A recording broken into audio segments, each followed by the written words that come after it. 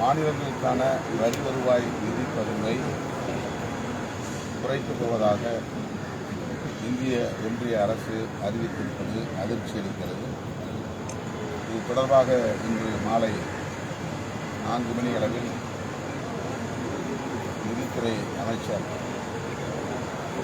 நிர்மலா சீதாராமன் அவர்களை விடுதலை சிறுத்தைகள் கட்சியின் சார்பில் நானும் தொடர் ரவிக்குமார் அவர்கள் நேரிலே சந்தித்து கோரிக்கை மனு ஒன்றை வழங்கியிருக்கிறோம். மக்களவையிலும் இது குறித்து குரல் எழுப்புகிறோம். திமுக உள்ளிட்ட தோழமை கட்சிகள் இது குறித்து முன்னெடுக்கக்கூடிய முயற்சிகளுக்கு விடுதலை சிறுத்தைகள் ஒத்துழைப்பாக இருக்கிறோம்.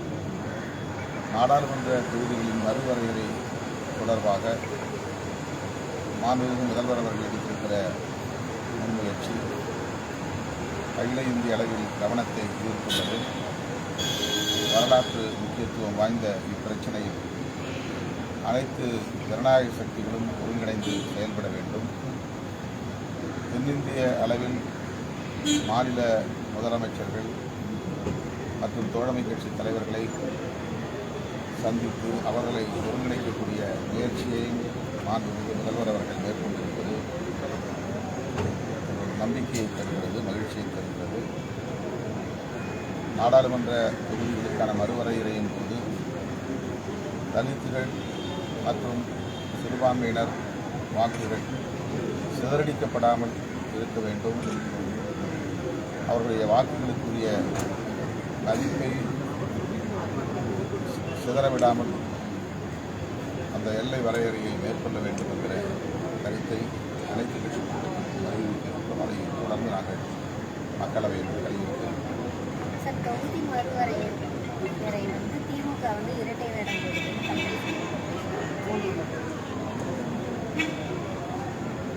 நாடாளுமன்ற தொகுதிகளுக்கான மறுவரையறை மக்கள் தொகை கணக்கெடுப்புக்கு பிறகுதான் நடக்கிறது. மக்கள் தொகை கணக்கெடுப்பை நடத்த வேண்டும் என்றும் அனைத்து கட்சிகளும் வலியுறுத்தி வருகின்றன.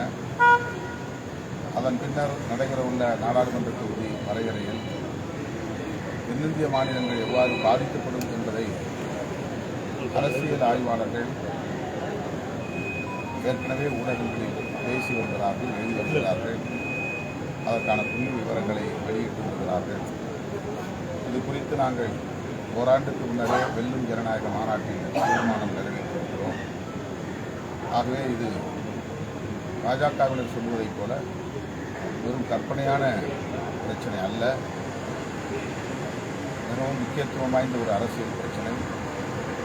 குடும்ப கட்டுப்பாடு திட்டத்தை தீவிரமாக நடைமுறைப்படுத்திய தமிழ்நாடு உள்ளிட்ட தென்னிந்திய மாநிலங்கள் மக்கள் தொகை அடிப்படையிலே நாடாளுமன்ற தொகுதிகளுக்கான மறுவரையறையை மேற்கொண்டால் பாதிக்கப்படும் என்பதை பலரும் சுட்டிக்காட்டி வருகிறார்கள். திமுக மட்டுமல்ல, திமுக தோழமை கட்சிகள் மட்டுமல்ல, எல்லாவற்றையும் ஒட்டுமொத்தமாக மறைத்துவிட்டு வெறுமன திமுக மீது குற்றம் சாட்டுகிற போக்கு பாஜகவினுடைய தலைவர்களுக்கு வேடிக்கையாக இருக்கிறது.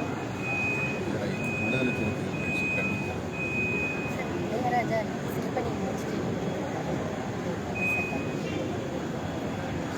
இளையராஜாவின் இந்த சாதனை தமிழர்களுக்கு மட்டுமல்ல, ஒட்டுமொத்த இந்தியர்களுக்கு பெருமை. அவர் வாழும் காலத்தை நாம் வாழ்கிறோம்.